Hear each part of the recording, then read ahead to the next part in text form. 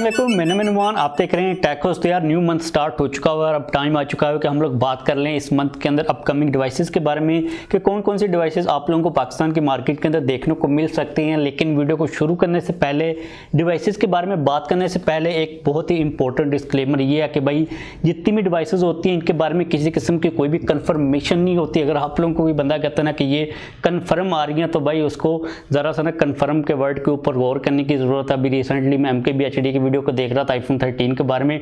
ये पाकिस्तान के अंदर नहीं होता, ये पूरी ग्लोबली होता है।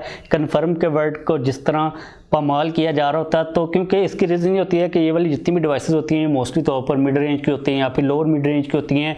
इस कैटेगरी की डिवाइसेस के अंदर कोई भी शॉर्टेज नहीं होती, क्योंकि अगर कोई फ्लैगशिप डिवाइस है तो उसकी तो जो लॉन्च डेट होती है सालों के अंदर वो कंफर्म ही होती है कि इस साल के अंदर उसने इस मंथ के अंदर आना होता है। लेकिन इस किस्म की, इस कैटेगरी की डिवाइसेस के अंदर कोई भी चीज़ कंफर्मेशन नहीं है। इस किस्म की वीडियोस का मकसद ये होता है कि मोस्टली जो डिवाइसेस हैं वो आ सकती हैं। अगर वो इस मंथ के अंदर नहीं आती तो मे बी वो नेक्स्ट मंथ के अंदर आ सकती हैं, मतलब कि इन द नियर फ्यूचर वो आने वाली होती हैं। तो ये चीज़ आप लोग अपने माइंड के अंदर लाजमी तौर पर रखिएगा।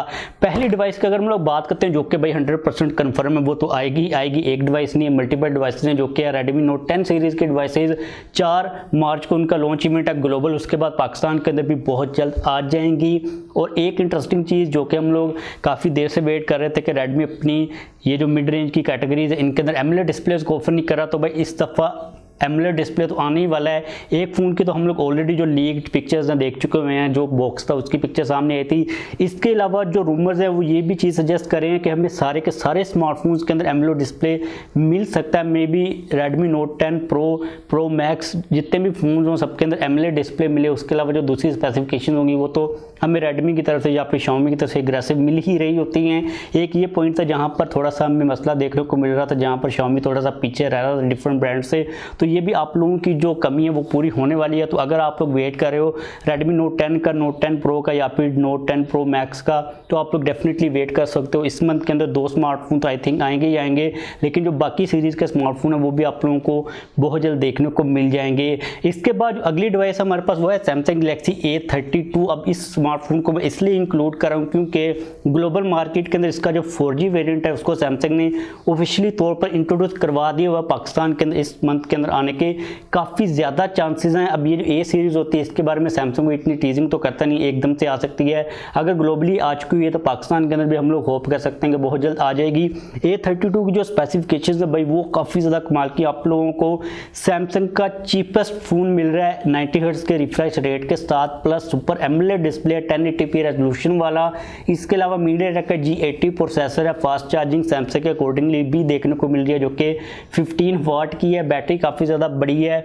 ओवरऑल जो फ़ोन का डिज़ाइन है वो भी काफ़ी ज़्यादा कमाल का। बैक साइड के ऊपर में किसी किस्म का कोई भी कैमरा का मॉड्यूल देखने को नहीं मिलता। कैमरा के लेंसेज को बैक पैनल के अंदर डायरेक्टली तौर पर इंटीग्रेट किया गया। तो अगर आप लोग इस फ़ोन का वेट कर रहे हो तो आप लोग डेफिनेटली कर सकते हो। प्राइस की बात करें तो सैमसंग ने प्राइस को कन्फर्म नहीं किया, लेकिन कुछ रीजन्स के अंदर, रशिया के अंदर इसकी प्राइस लीक होकर सामने ही है। पाकिस्तान के अंदर ये तकरीबन 40 से लेकर 45 हज़ार के प्राइस टैग के अंदर देखने को मिल जाएगा। तो अगर आप लोगों का इतना बजट है, आप लोग सैमसंग का कोई फ़ोन बाय करने के बारे में सोच रहे हो जो कि आप लोगों को हायर रिफ्रेश रेट भी दे, सुपर एमुलेट डिस्प्ले के साथ, तो आप लोग डेफिनेटली वेट कर सकते हो। आप लोगों को डिसअपॉइंटमेंट नहीं होगी।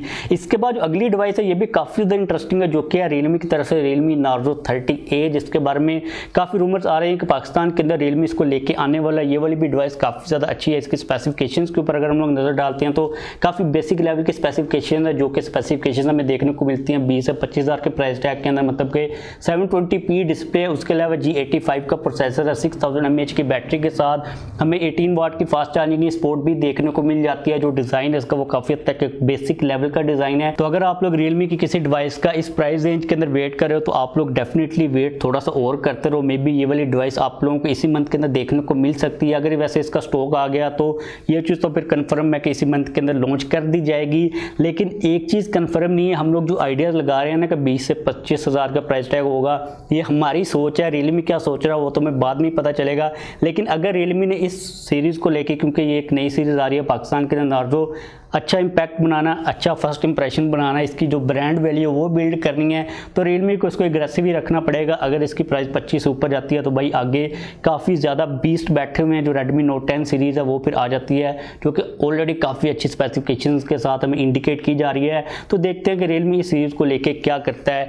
इसके बाद अगली दो डिवाइसेस हैं, ये टेक्नो और इन्फिनिक्स के रिलेटेड ही हैं। अब इनके रिलेटेड मुझे पर्सनली तौर पर लगता है कि चांसेस हैं कि इस मंथ के अंदर पाकिस्तान के अंदर आ जाएं, क्योंकि अगर हम लोग पीछे वाले टाइम के ऊपर देखते हैं तो काफ़ी ज़्यादा टाइम हो गया हुआ है इन्फिनिक्स और टेक्नो को लेके, इनकी जो डिवाइसेस में पाकिस्तान के अंदर आ नहीं रही। तो अभी रिसेंटली FCC सर्टिफिकेशन के ऊपर दो डिवाइसेस लिस्ट हुई हैं। एक तो डिवाइस है इन्फिनिक्स की Note 10 और दूसरी है Note 10 Pro। इसके अलावा टेक्नो की भी एक डिवाइस है जिसके बारे में नाम कन्फर्म नहीं है, लेकिन FCC सर्टिफिकेशन के ऊपर उसकी जो पिक्चर है वो सामने आई है। बैक साइड के ऊपर हमें कैमरा का एक लेआउट नज़र आ रहा है, उसके अलावा फिंगरप्रिंट स्कैनर भी है। अगर हम बात करते हैं इन्फिनिक्स Note 10 की और Note 10 Pro की, तो उसकी बैक साइड के ऊपर भी जो हमें डिज़ाइन मिल रहा है, उसका भी जो लेआउट है वो हमें देखने को मिल रहा है। बैक साइड के ऊपर में क्वाड कैमरास देखने को मिलेंगे और Note 10 Pro के अंदर G90T का प्रोसेसर होगा, 5000 mAh की बैटरी के साथ। फास्ट चार्जिंग के बारे में कोई कंफर्मेशन नहीं है, लेकिन ये वाली जो तीन डिवाइसेस हैं, दो इन्फिनिक्स की और एक टेक्नो की, इनके बारे में भी काफ़ी हद तक चांसेस हैं कि पाकिस्तान के अंदर ये आ सकती हैं। तो अगर आप लोग बजट कैटेगरी के अंदर